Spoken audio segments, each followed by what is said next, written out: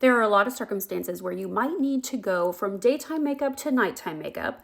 And there are some times that you need to go from I slept in my makeup to I just need to put makeup right on top of that the next day. Not saying you should, just saying it happens. So I'm going to put makeup on top of this full face of makeup. It's a very light look, but I'm going to make it a little bit more dramatic, and we're just going to layer makeup right on top of it. And the purpose of this is to show you that Science of Pretty's makeup is basically skincare. It has ingredients that are so very different from what you're currently using that has a silicone base that you probably don't think this is possible. Like, I have powder on, I have creams on, I have blushes on, I'm not wearing any lip color yet, but I have everything on. We're just gonna go right on top and do it all over again. Let's get started.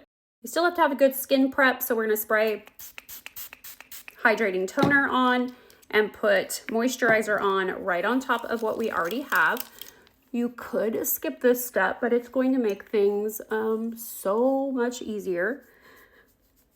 It's like face lubrication, okay? It's just gonna make things glide on a little bit better. All right, so we're gonna start with foundation, and I'm just gonna go literally right on top as if I had a blank face and put pretty much the exact same amount that I always would. You'll find the blending will be a little bit faster. And then we're gonna go in with the Quick Fix and do the highlight, because that is what I used for the highlighter on the first face of makeup. So we're gonna highlight the 11s, which is this right here. If you had 11s on your face, write down the nasolabial lines, the marionette lines, and bring your golden triangle forward, pushing the rest of the face backward because that is feminizing. And every face can do it. Every face benefits from that. Not every face needs it, but every face can benefit from a little bit of highlight and a little bit of pushback.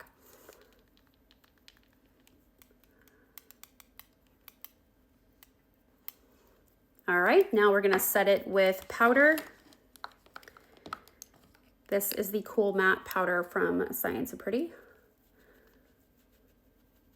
And we're gonna go down those same 11s, but we're gonna focus it under the eyes also, because this is what's gonna keep your mascara and other shadows and things from kind of falling under your eyes. And if you do get something under your eyes, having this powder there makes it very, very easy to clean up, because stuff just kind of sits on top of the powder instead of affecting the color underneath.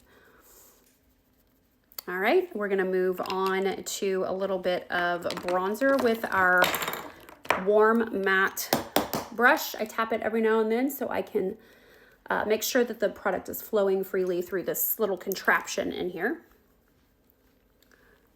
Give ourselves just a little bit more color. And you see how everything's just getting a little bit more perfect. It was good to begin with. It's just getting better.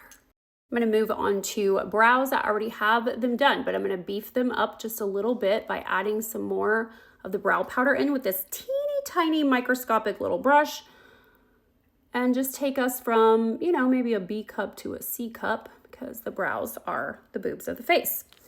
They feminize you or masculinize you if they're done incorrectly. You always want your brow hairs going upward, never pull them over to the side. Make sure that they have some sort of lift, and that is usually held in place with a brow gel, which my brows are always full of a brow gel. That's my starting place. Often the very first thing I do, almost consider it skin prep, to be honest. All right, there we go. We've beefed up the brows, and let's add some blush, shall we? And surprise, surprise, Science of Pretty has a new product. We have a new blush. And this little pinky stick is absolute perfection for those of you who want something more matte. It's very versatile because obviously you can add a shimmer product over it if you want a shinier blush.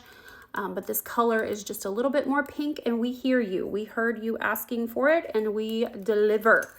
I'm gonna put a tiny bit on my nose, and there we go. Notice how my eyes look a lot like the cheek color. We're just gonna take it right off of here, and put it right on the lids and just go over what we did earlier and beef it up with just a little bit more, because usually when a little bit looks great, a little bit more looks even better. But you won't know that if you don't spend time practicing your makeup when it doesn't matter. Not when you're going out, not when you're going to work, when you have the freedom to make mistakes. Will that new blush work as a lip color? Let's find out. It is a pale color. It's not going to be right for everyone.